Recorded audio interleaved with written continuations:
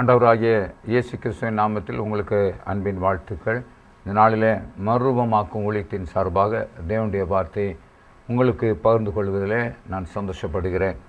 இந்த கடைசி காலத்தில் ஜீவிக்கிற நாம் ஜாக்கிரதையுள்ளவர்களாக, விழிப்புள்ளவர்களாக நம்முடைய ஓட்டத்தை ஓடி முடிக்க வேண்டும்.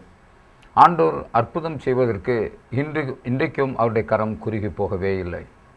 அற்புதத்தை செய்த உங்களுடைய வாழ்க்கையில் அவருடைய நாமத்தை மையப்படுத்தும்படியாக தேவனுடைய கரம் உங்களுக்கு நேராக நீட்டப்பட்டிருக்கிறது. அவர் ஒருபோதும் நம்மை கைவிடுவதில்லை.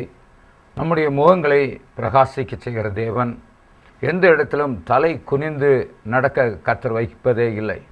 அவரை நம்பி அவரை சார்ந்திருக்கிற பிள்ளைகளை ஒருபோதும் கர்த்தர் கைவிடுவதில்லை. அன்பான தேவனுடைய பிள்ளைகளை இந்த நாளிலே கூட வேதத்திலிருந்து ஒரு பகுதியை உங்களோடு கூட பகிர்ந்து கொள்ள தேவ ஆவியினால் ஏவப்பட்டு உங்களோடு கூட தேவ வார்த்தையை பகிர்ந்து கொள்கிறேன்.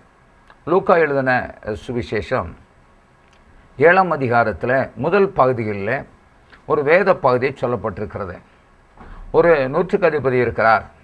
அந்த நூற்றுக்கு அதிபதிக்கு பிரியமான ஒரு வேலைக்காரன் வேலை செய்து கொண்டிருக்கிறான். அவனும் வியாதிப்பட்டு மரண அவஸ்தைப்பட்டு கொண்டிருக்கிறான். அதிகமான வேதனைப்பட்டு கொண்டிருக்கிறான். ஒரு நூற்றுக்கு அதிபதி, ஒரு இராணுவத்தில் 100 பேருக்கு அதிபதியாக இருக்கக்கூடிய ஒரு மனுஷன், ஒரு புறஜாதி ஆகிய ஒரு மனுஷன். அவனிடத்தில் அநேக வேலைக்காரர் இருக்கிறார்கள். அதில் அவருக்கு பிரியமான ஒரு வேலைக்காரன் அவன் வியாதிப்பட்டு மரண அவஸ்தைப்பட்டு கொண்டிருக்கிறான். அந்த நாட்களில் ஆண்டவராய் இயேசு கிறிஸ்து அந்த பகுதிகளே வருகிறார் என்று அவன் கேள்விப்பட்டு சில மூப்பர்களை அனுப்பித்து இயேசு கிறிஸ்துவின் வீட்டுக்கு வரும்படியாக அழைப்புதல் கொடுக்கிறான். இந்த வேலைக்காரனை வந்து சொஸ்தமாக்கும்படியாக இயேசு கிறிஸ்துவிடத்தில் தயவாய் அன்பாய் போய் சொல்லுங்கள் என்று சொல்லி அங்கே அனுப்புகிறதை பார்க்கிறோம். அன்பான தேவனுடைய பிள்ளைகளை பிரியமான ஒரு வேலைக்காரன் என்று பார்க்கிறோம். இந்த நாட்களிலே கூட உங்களுடைய வீடுகளில் அதாவது உங்களுடைய தோட்டங்களில் நீங்கள் வேலை செய்கிற இடத்துல பிரியமான வேலைக்காரர்கள் இருப்பார்கள். பிரியமான வேலைக்காரர்கள் என்று சொன்னால் நல்ல வேலைகளை செய்தால்தான், சொன்ன வேலைகளை செய்தால்தான் வேலைக்காரர்கள் மேல் பிரியம் இருக்கும். அந்தபடியே ஊழியத்திலே கூட தேவனுக்கு பிரியமான ஊழியங்களை செய்து தேவனுக்கு பிரியமானதை செய்து கொண்டிருந்தால் ஊழியக்காரர்களுக்கு கூட பிரியமான ஊழியக்காரன் என்று சொல்லலாம். பிரியமான ஊழியக்காரன் எப்போதுமே நாம் மனுஷரை அல்ல, தேவனை பிரியப்படுத்துவர்களாக நாம் காணப்பட வேண்டும். இந்த நூற்றுக்கு அதிபதி மூப்பர்களை அனுப்புகிறான். அந்த மூப்பர்கள் போய் ஆண்டவராய் இயேசு கிறிஸ்துவை சந்தித்து அவர் சொல்கிறார்கள், ஐயா, இவன் நம்முடைய ஜனத்தை அதிகமாக நேசிக்கிறான். நம்முடைய ஜனத்தை அதிகமாக நேசிக்கிறான். அது மாத்திரமல்ல, அவன் நம்முடைய பிள்ளைகளுக்காக, தேவ ஜனத்திற்காக ஒரு ஆலயத்தையும் கட்டி கொடுத்திருக்கிறான். ஆதலால் நீர் இவனுக்கு தயவு செய்வதற்கு இவன் பாத்திரவானாய் இருக்கிறான் என்று சொன்னார்கள். ஒரு அற்புதம் அவனுடைய வீட்டில் நடக்க வேண்டும். தேவனுடைய வல்லமை அவனுடைய வீட்டில் இறங்க வேண்டும். அதற்கு இவன்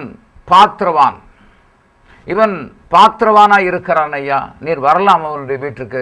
வருவதற்கு அவன் பாத்திரவானாய் இருக்கிறான் என்று சொல்லப்பட்டிருக்கு. தகுதி உள்ளவனாய் இருக்கிறான்.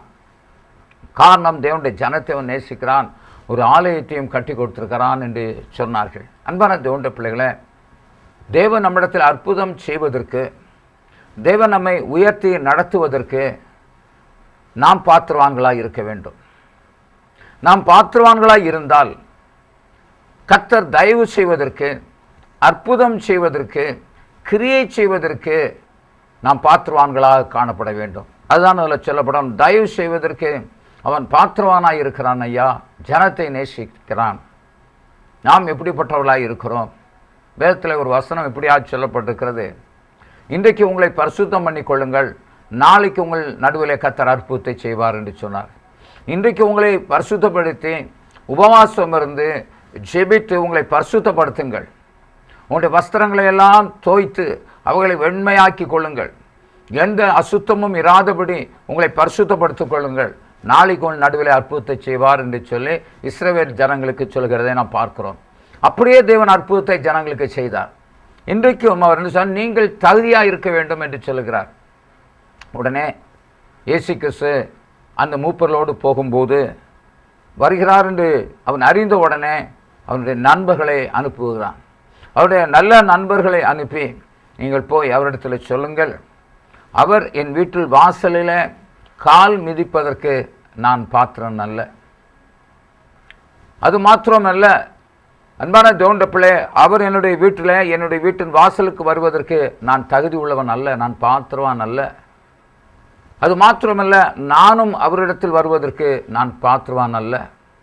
ஒரு வார்த்தை மாத்திரம் சொல்லும், என் வேலைக்காரன் சுஸ்தமாவான் என்று சொன்னார். இந்த இடத்துல பார்க்கும்போது தன்னை தாழ்த்துகிறதை பார்க்கிறோம். ஒன்று, தேவ ஜனத்தை நேசிக்கிறான். அடுத்தபடியாக ஆலயத்தை அவன் கட்டி கொடுக்கிறான். அடுத்தபடியாக அவனுடைய தாழ்மையை பார்க்கிறோம். 100க்கு அதிபதி தான். அவன் சொல்லும்போது சொல்ல, எனக்கு எத்தனையோ வேலைக்காரர்கள் இருக்கிறார்கள். ஒருவனை வா என்றால் வருவான், போ என்று சொன்னால் போவான். எத்தனையோ வேலைக்காரர்கள் உண்டு. ஆனாலும் கூட நான் உம்மிடத்தில் வருவதற்கோ நீர் என்னிடத்தில் வருவதற்கோ நான் தகுதி உள்ளவன் அல்ல, நான் பாத்திரன் அல்ல என்று சொல்லி தன்னை மிகவும் தாழ்த்துகிறான். வேதத்தில் சொல்லப்பட்டது, தாழ்மை உள்ளவருக்கு கர்த்தர் கிருபை அளிக்கிறார் என்று பார்க்கிறோம். கிருபை அளிக்கிற தேவன். நம்மை தாழ்த்துவோம். ஆண்டவராய் இயேசு கிறிஸ்து சிலுவின் மரண பரியந்தம் தன்னை தாழ்த்தினார் என்று பார்க்கிறோம். தாழ்மையை இந்த மனுஷனிடத்தில் பார்க்கிறோம். மூன்றாவதாக, அப்பொழுது ஆண்டவராய் இயேசு கிறிஸ்து அங்கே நின்று அப்படியே திரும்பி பார்க்கிறார். திரும்பி பார்த்து தம்மோடு கூட வந்த இஸ்ரவேல் ஜனங்களை பார்த்து சொல்லுகிறார், இப்படிப்பட்ட ஒரு விசுவாசம் இஸ்ரவேலருக்குள்ளே கூட நான் காணவில்லை, இப்படிப்பட்ட ஒரு விசுவாசம் இஸ்ரவேலருக்குள்ளே கூட நான் காணவில்லை என்று சொல்லுகிறார். அப்படியானால் நாலாவது, அந்த 100க்கு அதிபதி நல்ல ஒரு விசுவாசம் உள்ளவனாய் இருக்கிறான். ஆண்டவராய் இயேசு கிறிஸ்து மேல் அவ்வளோ ஒரு விசுவாசம் உள்ளவனாய் இருக்கிறான். சொந்த ஜனத்தை காட்டிலும் இந்த 100க்கு அதிபதி இராணுவ வீரனாக அதிபதியாக இருந்தாலும் கூட அவனிடத்தில் வேலை செய்கிறவர்கள் எவ்வளவு உண்மை உள்ளவர்களாக இருக்கிறார்கள். அவன் சொல்லுகிறான், ஐயா என்னிடத்தில் இன்று வர வேண்டாம் ஐயா, நானும் இடத்தில் வருவதற்கு நான் பாத்திரன் அல்ல என்று சொல்லி தன்னை தாழ்த்தும் போது அதிலே விசுவாசமும் அவனிடத்தில் காணப்படுகிறது. நீர் ஒரு வார்த்தை மாத்திரம் சொல்லும், என் வேலைக்காரன் சுஸ்தமாவான். நீர் ஒரு வார்த்தை மாத்திரம் சொல்லும் ஐயா. இயேசு கிறிஸ்துடைய வார்த்தை மேல் அவனுக்கு அவ்வளவு ஒரு விசுவாசம் இருந்தது. ஒரு வார்த்தை மாத்திரம் சொல்லும் ஐயா, என் வேலைக்காரன் சுஸ்தமாவான் என்று சொல்லி அவன் சொன்ன உடனே இயேசு கிறிஸ்து சொல்லுகிறார், அவனிடத்தில் இருக்கிற விசுவாசத்தை பாருங்கள். சொந்த ஜனங்கள் இஸ்ரவேலர்களிடத்தில் கூட இப்படிப்பட்ட விசுவாசம் இல்லையே என்று சொல்லி அவர் போகிறார். அனுப்பப்பட்டவர்கள், இயேசு கிறிஸ்துவிடத்தில் அனுப்பப்பட்டவர்கள், அவர்கள் திரும்பி வீட்டுக்கு வருகிறார்கள். அந்த வேலைக்காரன், பிரியமான வேலைக்காரன் சுஸ்தமாய் இருக்கிறதை அவர்கள் கண்டு ஆச்சரியப்படுகிறார்கள். அன்பான தேவனுடைய பிள்ளையே, இன்றைக்கு நான் உங்களோடு கூட பேசுகிற தலைப்பு என்னவென்று சொன்னால், ஆண்டவர் நமக்கு தயை செய்வதற்கு நாம் பாத்திரவான்களாக இருக்க வேண்டும். அவர் எனக்கு இந்த உதவி செய்வதற்கு நான் பாத்திரவானாக எண்ணப்பட வேண்டும். அதுதான் சொல்லப்பட்டிருக்கு. அன்பான தேவனுடைய பிள்ளையே, காலைதோறும் அவருடைய கிருபை புதியது என்று பார்க்கிறோம். காலைதோறும் புதியது, அவருடைய கிருபை புதியது என்று சொன்னால், காலையில் அதிகாலையில் எழும்பி ஒரு 4 மணியோ அல்லாவிட்ட 4:30 மணிக்கு எழும்பி நாம் ஆயத்தமாகி தேவ சமூகத்தில் ஜெபித்தால் வேதவசனம் சொல்கிறது, அதிகாலையினை தேடுகிறவன் கண்டடைவான் என்று சொல்லப்பட்டிருக்கிறது. இங்கே பார்க்கும்போது காலைதோறும் புதிய கிருபை. இதை பார்த்து கொண்டு கேட்டுக்கொண்டிருக்கிற தேவனுடைய பிள்ளைகள் எத்தனை பேர் காலையில் எழும்பி புது கிருபையை நீங்கள் பெற்றுக்கொள்கிறீர்கள்? புது கிருபையை பெற்றுக்கொள்கிற நேரம் உங்களுக்கு காலை நேரம் என்று பார்க்கிறோம். தகுதியாகுங்கள், கிருபையை பெற்றுக்கொள்ள தகுதியாகுங்கள். வேதத்தில் சொல்லப்பட்டிருக்க சங்கீதம் 46ஆம் சங்கீதத்தில் பார்க்கும்போது அதிகாலையில் தேவன் அவர்களுக்கு சகாயம் பண்ணுவார் என்று பார்க்கிறோம். உங்களுக்கு சகாயம் கிடைக்கிற நேரம் அதிகாலை நேரம் என்று பார்க்கிறோம்.